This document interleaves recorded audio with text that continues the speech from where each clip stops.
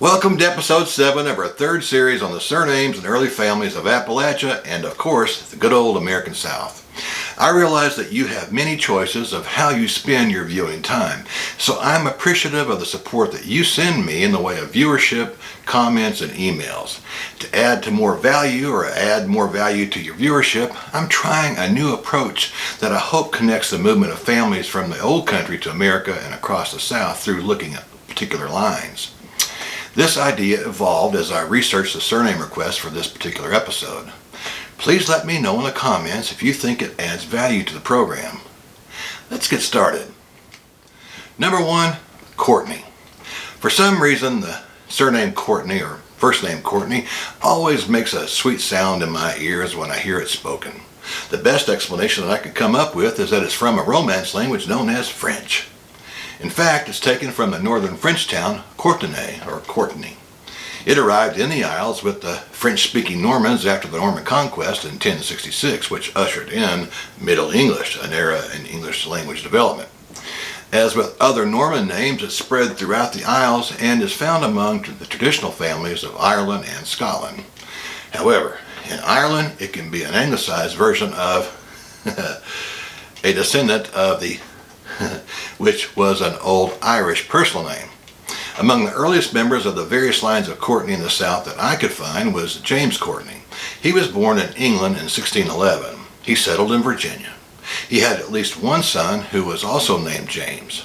Sr. died in Westmoreland, Virginia in 1698. His son James Jr. married Mary Jenkins in 1692, and together they had at least 5 young'uns. Records suggest that the couple passed away in Westmoreland County in 1727 at the same age of 54. That's interesting, and maybe a little bit dubious too. I'm not sure about that one.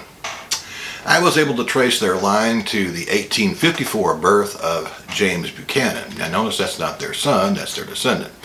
James Buchanan Courtney. He died in Owen County, Kentucky in 1622. So I'm confident that Courtney is an antebellum family. But be sure to check your paper trail to see if your line leads back to England, Scotland, or Ireland. Number 2, Terry or Tarry. The surname Terry is one that I feel like I've already covered, but upon review of the names in the catalog, it doesn't appear that I have. However, it was listed twice in the request list, so perhaps I did remember it from that. That's the reason why I felt it was redundant. At any rate, it reminds me of a classmate of mine at Norway Junior High School in Oliver Springs, Tennessee. He and his family were deeply into racing dirt bikes, while I had a desire to jump motorcycles like good old Robert Evel Knievel. I never quite lost that interest, so at the tender age of 43, I tried to jump a Trek bicycle over some speed breakers at Oak Ridge. My front wheel landed on my side of the second speed breaker, flipping me into the air. I broke my right arm in 7 places and shattered my right femur. At that point in life, I found it was wise to let go of some of my childhood dreams and delusions, although I still dream about playing in the NFL and at Boston Garden playing basketball with Larry Bird and those boys. At any rate, the surname Terry is a shortened form of Teutonic Theodoric. Like Courtney, it arrived in the Isles with the Normans and spread from England to Ireland and then to Scotland. One of the earliest families named Terry that I could find in the South was started by Henry Terry. He was born in Louisa County, Virginia, and I'm sure I'm mispronouncing that, but you know what? I can't help it. I can't know every dialect and every regional variation in the way the words are pronounced. I'm trying to speak standard English. I hope you can appreciate that. Anyway, he was born in Louisa County in 1732. He obviously had parents, but beyond their last name, I'm not confident about the limited information available on them. Nevertheless, Henry married Margaret Catherine Bibb and went on to have 4 sons and 2 daughters. One of the sons, Reverend Henry Terry Jr., married Mary Ann Baldwin. At some point, they moved to Georgia. Their son, Henry Terry III, relocated to South Carolina, where he lived out his life. At the end of the day, I'm confident that Terry is an antebellum family of English, Irish, or Scottish origin with deeper roots in France and Northern Europe. Number 3, Gurley, or Gurley. I know some of you are thinking now, Barry Van, don't be a girly man, as Arnold would say. But that's not what this name implies. As it turns out, this English and Scottish family name originated among the Norman French, like Terry and Courtney. But this time Gurley came through Warwickshire, England, and then onto Scotland, or into Scotland.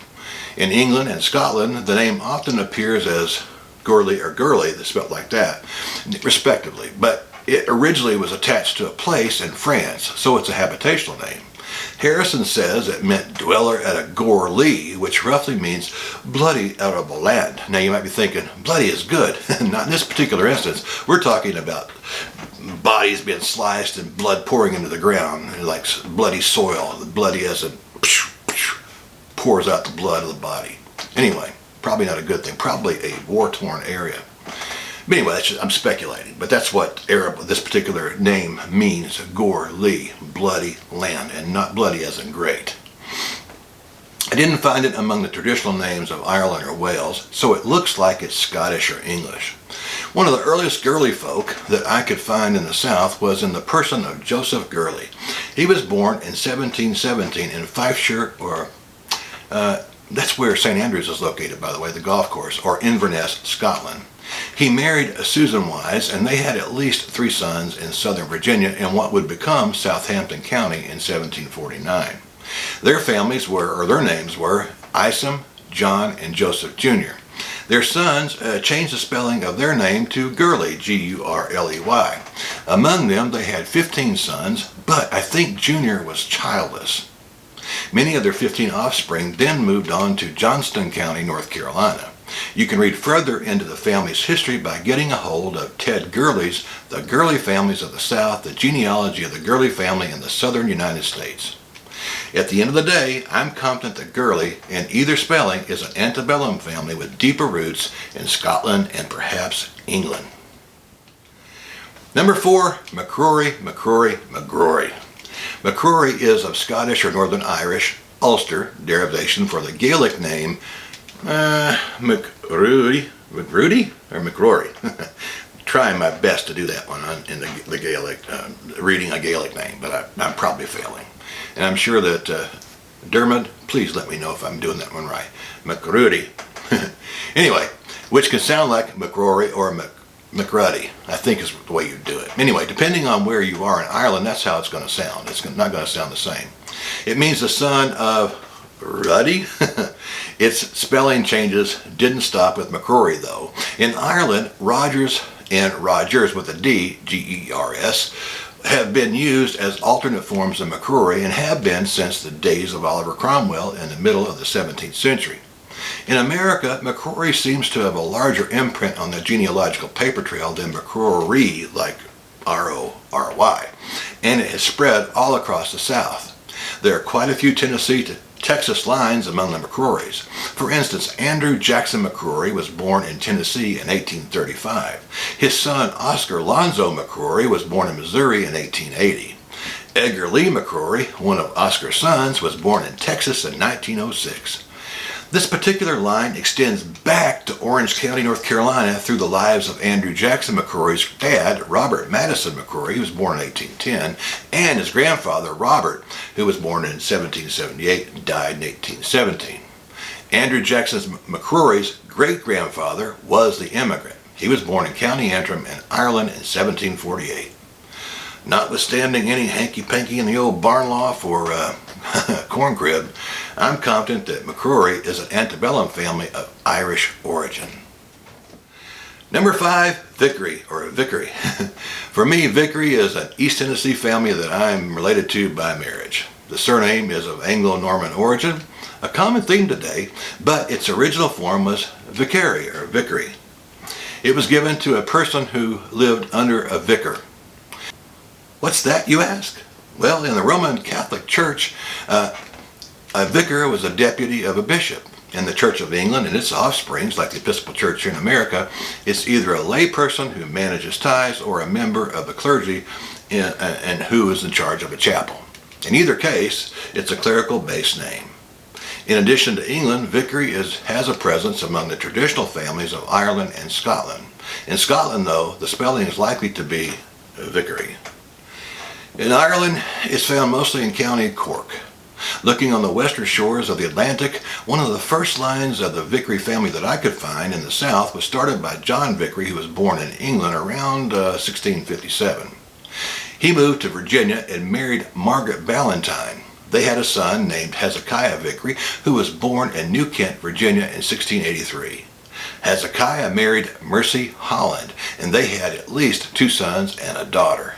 By the 3rd generation, this line had spread to North and South Carolina, Tennessee, and Mississippi, but it didn't stop there. Oh, no. William B. Vickery, who was born in South Carolina in 1780 and later moved to Texas. He died there in 1849, just 4 years after Texas joined the Union as our 28th state. Well, folks, I hope you got some helpful information out of the episode. Please let me know if you like the tracing of lines aspect of the research that I presented today. If you do, I appreciate it. And if the Lord's willing and the creeks don't rise, I'll work to make the future episodes stronger and more interesting.